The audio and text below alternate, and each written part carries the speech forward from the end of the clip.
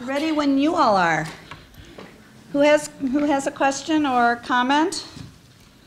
Can you get us speaking or back here, Dave? Yes. Okay. I have So if you could say your name and where you're from, too. Sure. My name is Nathan Piles, and I'm from Lake Mills. And I have a question for each of you. First of all, I wanted to thank Representative Sensenbrenner for his support for the First Step Act. I think that was a great step towards criminal justice reform. Currently in the United States, we have over 2 million people that remain incarcerated. There are more people incarcerated in the United States than there is in all of China and India combined, which is a really sad state. And I want to know if Representative Sensenbrenner had thought about co-sponsoring the REAL Act that would provide higher education benefits to our incarcerated citizens. I don't know specifically, but we'll get an answer for you.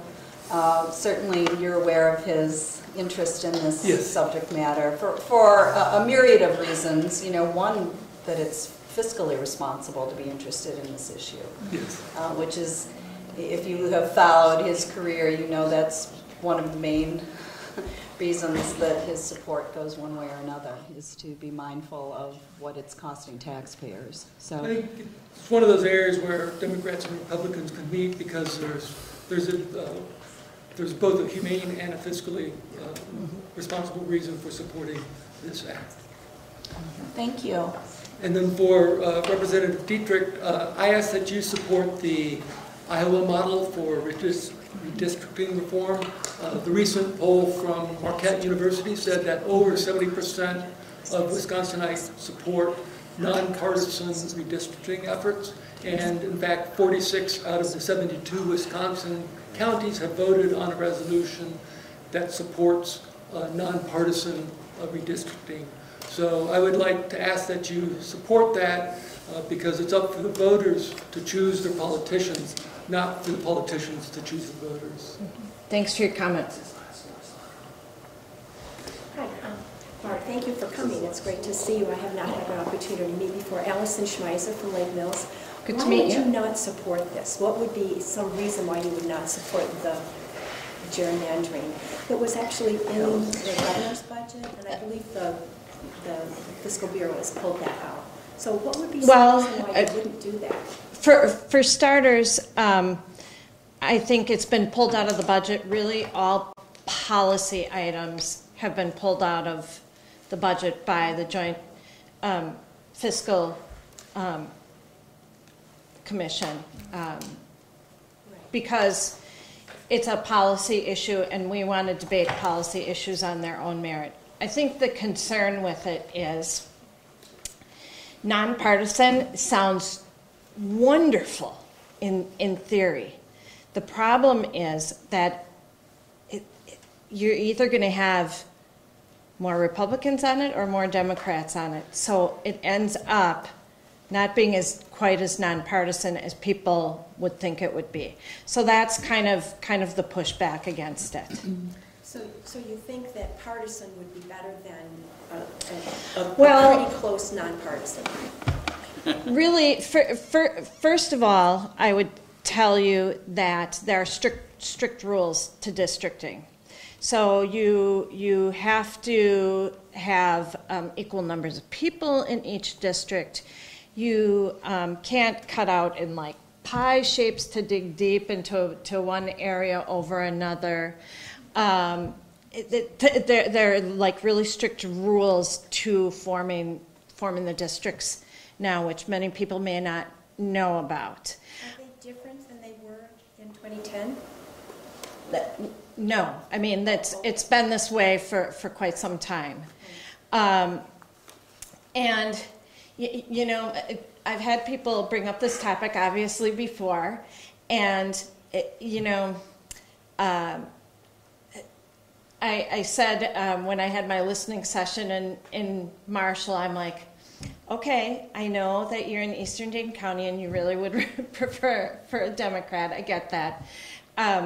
But it goes the same way. You probably have the larger concentrations of Republicans in Milwaukee and Madison, but there happen to be more Democrats that vote in those districts.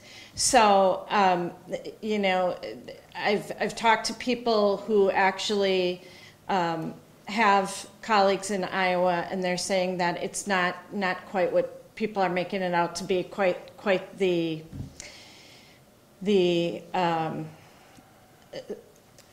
cure-all. But if you say you did this model, I guess my question would be, what happens when you do the Iowa model and you come out with the same results? You see what I'm getting at? No. You wouldn't come out with the same results. You wouldn't know until you tried either. Yeah, I don't know, but I know they've taken it out of the budget, so it more than likely will come up for Great, thank you debate. so much. You bet, you bet. Yes, sir. John Tyler from Lake Mills. I guess one of my concerns is climate change. I guess as a Christian, I'm concerned with the stewardship of the earth. People are not caring about this, certainly in Washington. It's a money issue that the oil companies give so much money that the politicians are won over. Look at Venezuela, Nigeria, Saudi Arabia. Is the tremendous amount of money is just corrupting. I will say I get some oil royalties myself. My wife's father was a geophysicist, so it's not that I'm just on one side, but it's the side of science that we know that climate change is occurring. Mr. Sensenbrenner acknowledges it, but then he gets confused about what to do. And I've heard him talk, he gets confused. You know, is it this or that, and what do you do? And he's worried about some kind of government intervention making a difference. I'm troubled when I see the storms in Houston and that are going to hit our coast, and the tremendous cost and damage that it's going to cause. You can look at Lake Mills, our lake out here. When is it ice-free? And they have figures going back 100 years. Well, of course, it's, you know, it's not as ice-free today as many days as it was 50 or 100 years ago. And it is a clear trend. It's not just this year or whatever. But I mean, we see it here scientifically in Lake Mills. And we can pay insurance, you know, which we're paying, help underwrite the insurance for people like in Houston or New Orleans or whatever, which is costing us to be able to have homeowners not pay for the insurance there and avoiding the issue of climate change. I just think it's the issue of our time, and denying it is just living a lie. I'm also concerned about, for Ms. Dietrich, about the gerrymandering issue. I was in Iowa before we moved back here. People loved it, that it was as fair a system as you could get for the districts. Your district, of course, was drawn for a Republican to win. Other districts like are drawn for a Democrat. I just think it's unfair to us as citizens that you're less concerned with Democrats because your victory is always going to depend on the Republicans. We're extraneous in this kind of system. Illinois has a Democratic drawn districts, and they're a joke, just like ours are here. And it would take courage for you to vote for a system that was much fairer like Iowa. And I encourage you to do that. And I know it's not really in your self-interest to do it, because this system of the Republicans drawing it in secret will benefit you in 2020. I'm also troubled about the Medicaid stuff, of trying to deny that. and get around it with, what, 82,000 people that would get coverage. I'm a retired minister. I visited people who don't have medical care. They died. I mean, they died because they did not have care. Yes, they could go to the hospital and get a few pills and some treatment, but a lot of illnesses, it's, you know, monthly, weekly visits and the medication, and they just never received it. The system is not set up for that. I guess I'm troubled that poor people in Lake Mills area will die because they do not have good insurance. Now, some have insurance, but, you know, tens of thousands don't. And I would hope that you would be moved to be pro-life in the way of caring for adults, not dying, and not becoming sicker before they go into the hospital so that they can't be treated. I mean, that's one of the difficulties. If you don't have insurance, you don't go in, and that's going to be the result. So thank you for listening. Absolutely. First of all, I guess I want to circle back to the gerrymandering issue. I guess if I felt like it was going to solve a problem, I would be wholeheartedly for it. But I'm listening to you. So please don't feel dismissed. I would encourage you in that regard. I'm always listening because, believe it or not, I'm not perfect. Nor is any human being. So you have to always be open to listening to people, okay? I want to say that to you. Secondly, addressing the Medicaid expansion issue. I smiled a little bit because we just came from another listening session where a person has their health insurance and doesn't use it because the ACA is so expensive. So we definitely have a conundrum with health in this country. One thing that's of concern to me that I hear neither Republican nor Democrat addressing in the state is that we have tens of thousands of people in this state that are eligible for Medicaid and the ACA that are not availing themselves of that. Why? You know, that concerns me. That if the help is there, what's keeping the people from getting to that help? Because I want people to have the help they need. Absolutely. We have people that qualify for Medicaid in the state that are not even applying to have it. We have people that can get on the exchange and pay a monthly premium as low as 18 cents a month, have 94% of their medical expenses covered and only $350 a year out of pocket, and they're not availing themselves of that. That disturbs me. I want those people cared for. The other thing is, we're talking about, and what you're bringing up with the Medicaid issue is really the insurance issue. I'm even more concerned about the costs, the drivers of the cost that make healthcare so prohibitive for so many citizens. And I'm just going to tell you information that I don't need to share with you, but I will. My family is one of those high consumers of healthcare because I have a son with a very serious medical condition.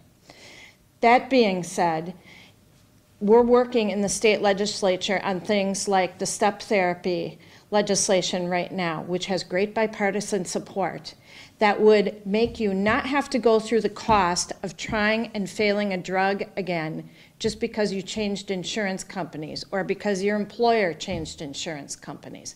We're looking at pharmacy benefit managers, which makes the insurance companies very unhappy. But I think that's a place where we can save consumers money.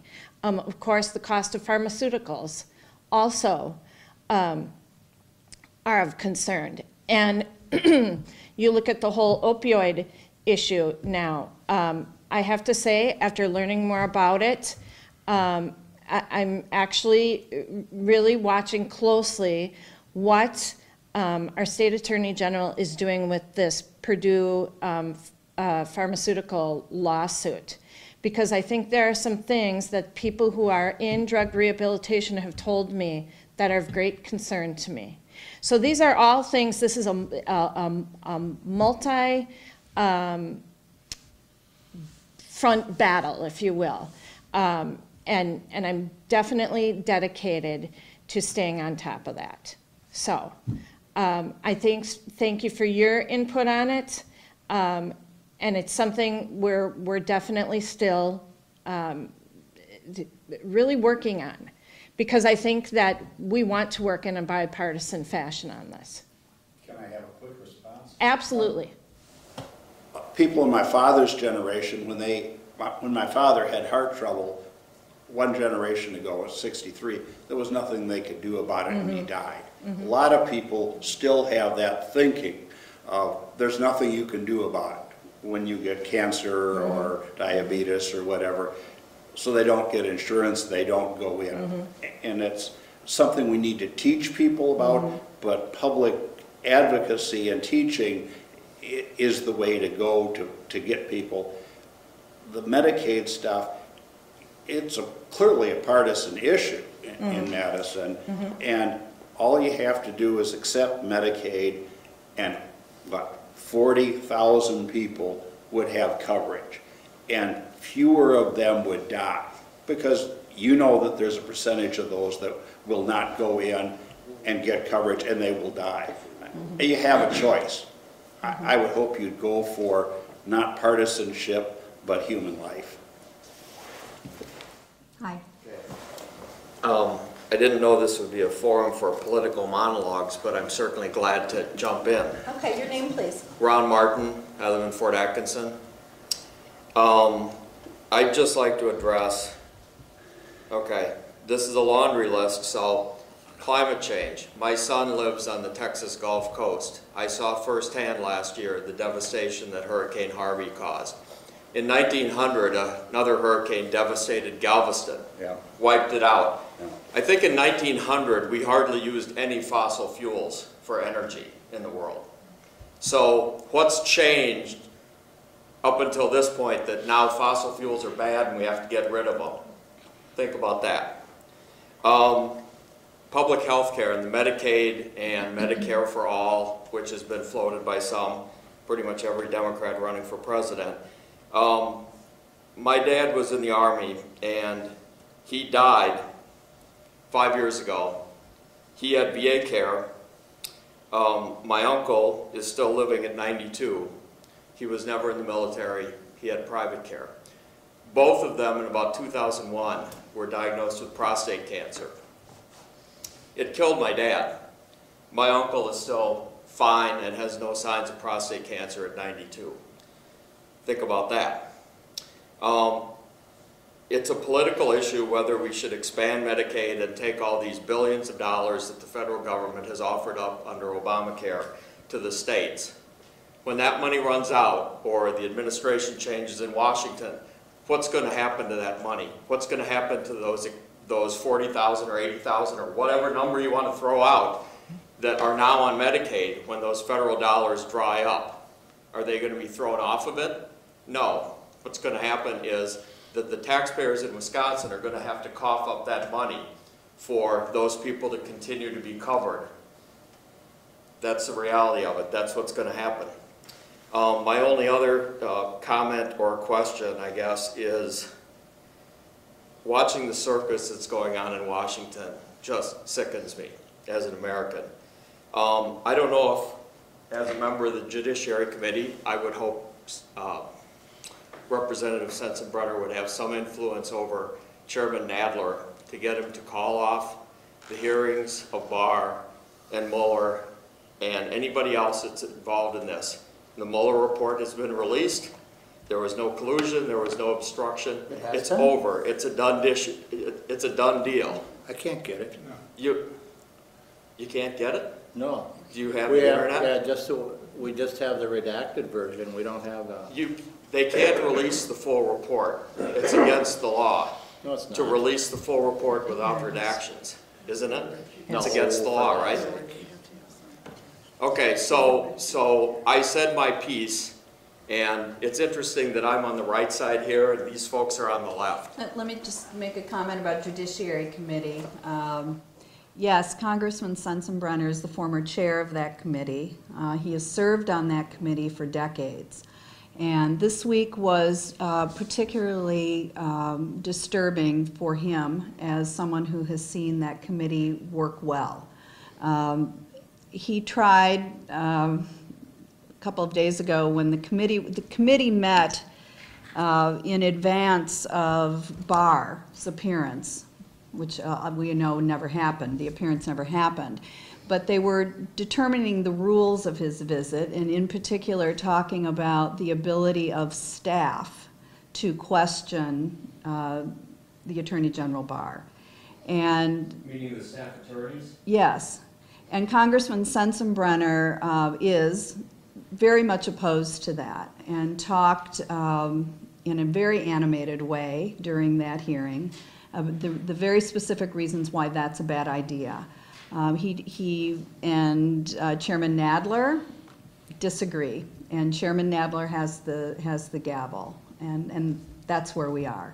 So when the committee, which of course is now in the hands of the Democrats, when they voted in a way that would allow attorneys to question Mr. Barr, the decision was made by Mr. Barr not to appear. So it's a long answer to your point, but when you are in the minority and in a committee, particularly Judiciary Committee, which has so many things come through it, Congressman Sensenbrenner is doing what he can as certainly someone who has great institutional knowledge on that committee. What were his specific objections to having lawyers? Well, without getting into the weeds, the objections are that there are elected officials who are questioning a cabinet-level member, in this case our Attorney General, and is not appropriate for staff to go in there and question a cabinet-level individual in our administration. If you allow staff attorneys to question witnesses, they could ask any question to try to get them to perjure themselves and nail them to the wall. That's what would happen. That's what you'd be opening up. I mean, I would say that obviously I work for Congressman Sensenbrenner, but I would say many of his decisions and many of his opinions are based in what is good for our country and what our Constitution supports. And sometimes, as evidenced in a recent vote where he did not agree with President Trump on his emergency declaration, he's got reasons that are, if we make this decision today, similarly with the decision if we allow staff to question an Attorney General, it sets a precedent that we aren't going to like in the future, and that's his worldview, and I think those two circumstances illustrate that. Could I go Yes, next? sir. This is just one on climate change. Could you say your name, please, and where you're from? William Ritchie, and I'm from Lake Mills. Now, on the subject of climate change, I understood that was going to be one of the congressman's focal points at this meeting. I happened to have a conversation the other day with my ex-wife who moved from Lake Mills to Wausau. It's some less than 100 miles north of here. Yeah. And she was saying that she is in the process of reforesting some acres that she has. She bought, after our divorce, she bought a farm and a number of acres, and she had put it in a nature conservancy of some sort to avoid paying taxes, I guess. And so she has to have a forester make recommendations to her. She was going to buy 500 sproutling trees from the Wisconsin DNR, and the forester that was advising on the subject told her not to buy them, not to buy anything from DNR Wisconsin, because she should go down to Springfield, Illinois, and buy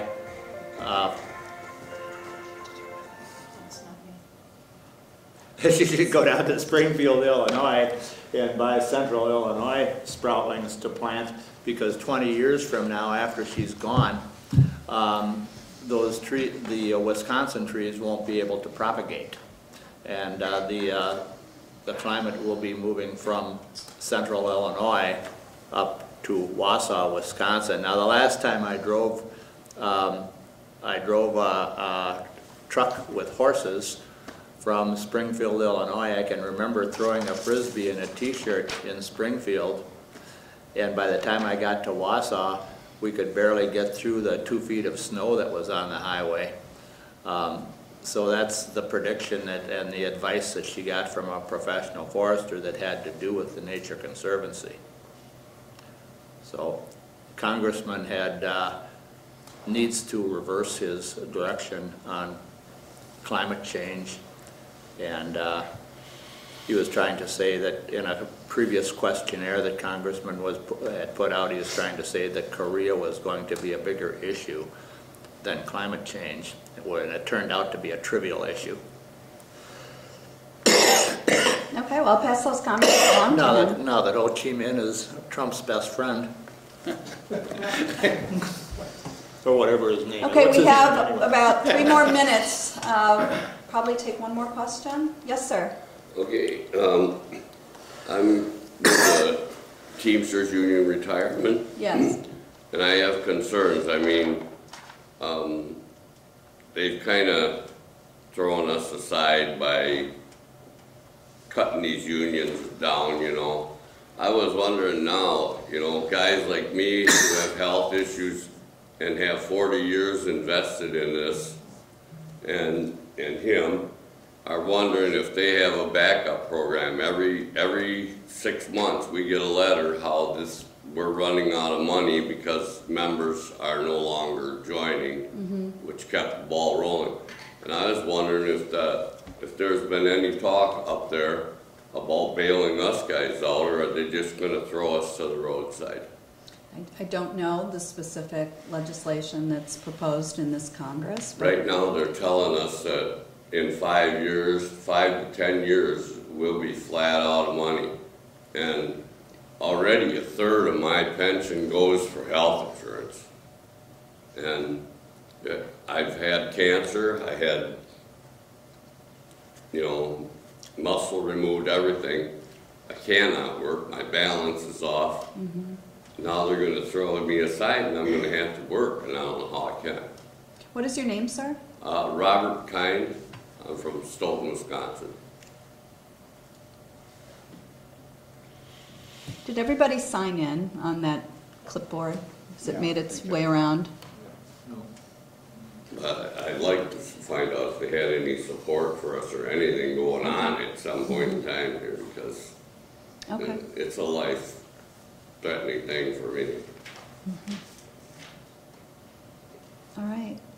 I just want to put in one last plug for what our office can assist you with on the federal level, and then I'm sure in Representative Dietrich's office on the state level. If you're having problems with the federal government, a government agency, and who isn't, we are happy to assist. We work as the middleman. We work as a liaison. If you've tried to call the IRS and you've been on hold for 40 minutes, or you are at a point where you don't know how to get an answer to a question, that is specifically what Congressman Sensenbrenner's home office in Brookfield does.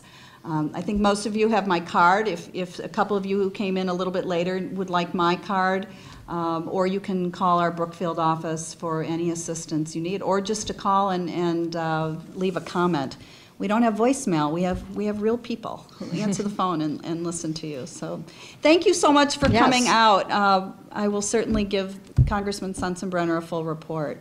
And I thank you for your comments as well.